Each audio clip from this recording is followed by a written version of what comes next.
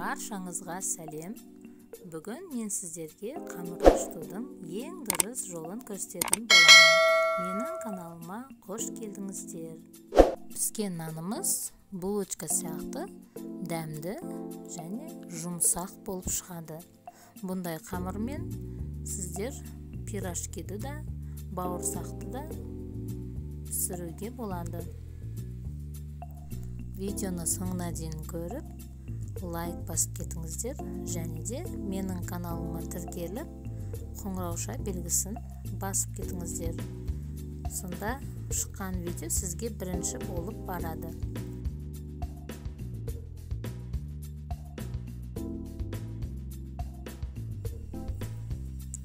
Ал енді достар, жасалу жолына өтейік. Жылтыр ыдысқа ұнымызды електен өткізіп, осылай дайындап аламыз ортасын.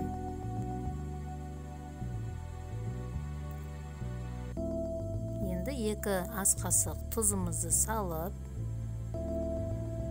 1 ас қасық құмшекер және де 1 ас қасық дрожжымызды салып, үстіне жылы суымызды құйып, ортасын осылай араластырып аламыз.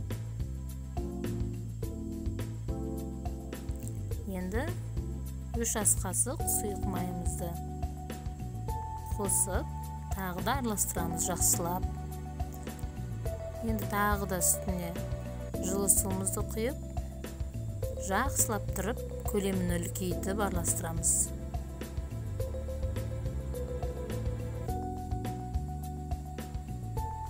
Енді ары қарай қолмен араластыра береміз.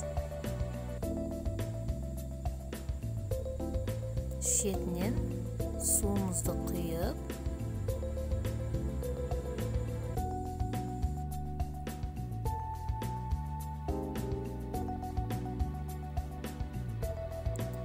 қамырымыз міне дайын. Кішкене сұйық маймен майлап, ары бері жақсылап тұрып, қолмен басамыз. Қолмен басқан сайын ол қамырымыз мықты, әдемі ашитын болады.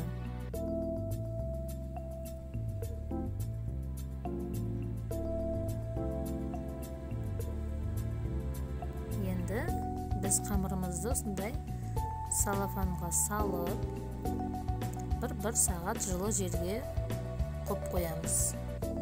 Сыртынан орап, салафанда қамырымыз жұмсақ, әдемі ашитын болады, тез ашитын болады. Енді қамырымызды үстелдің бетін кішкене майлап алып, қамырымызды шығарамыз. Қараңыздар, жұмсақ, сонда қолға да жабыспайды, әдемі болып ашқан. Енді бұл қамырдан 4 нан шығады. Қамырымызды 4 бөлікке осылай дөңгелектеп бөлеміз.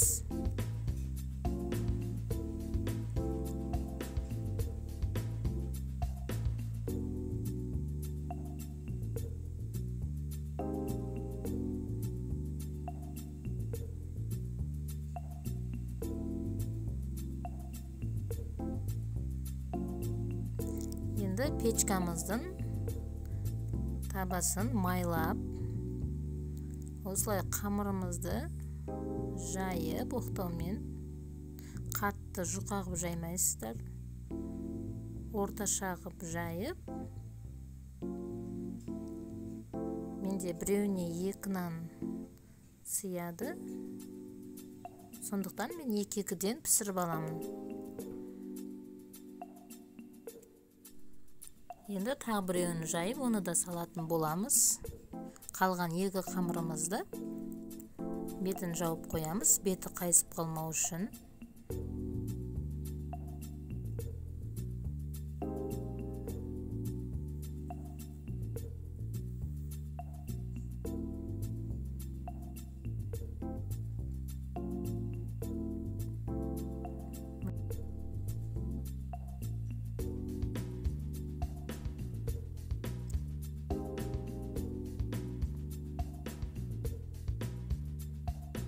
бетіне осындай тікешпен әсемдеп бастырып қоямыз.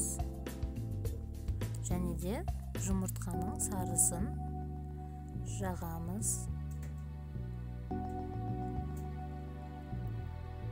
Мен кішкене мак сеуіп қойдым. Әсемдеп, сіздер күнжіт сепсеңіздер де болады. Қамырымызды осылай тағы да қоп қоямыз. Кішкене көтерілсін. Ол көтерілгенде піскен кезде тағы да әдемі көтерілетін болады. Міне біздің нанымыз пісіп жатыр. Міне біздің нанымыз әдемі көтеріліп жатыр. Нанымыз пісті. Осындай үзгенде оңай үзіледі. Қазір ыстық болып тұр. Басып көргенде жұмсақ, түрі де түсі де сондай әдемі, дәмді. Сіздер де осылай дәл осы жолымен ашытып пісіріп көріңіздер. Бауырсаққа да әдемі болады. Осындай ыстық нанға сары майды жағып жеген өте дәмді болады. Сіздер де осылай пісіріп көріңіздер. Лайк басып, қоңырауша белгісін баса кетіңіздер. Әлі де талай әдемі рецепттер шығатын болады. Сіздермен болған Мақпал, сау болыңыздар.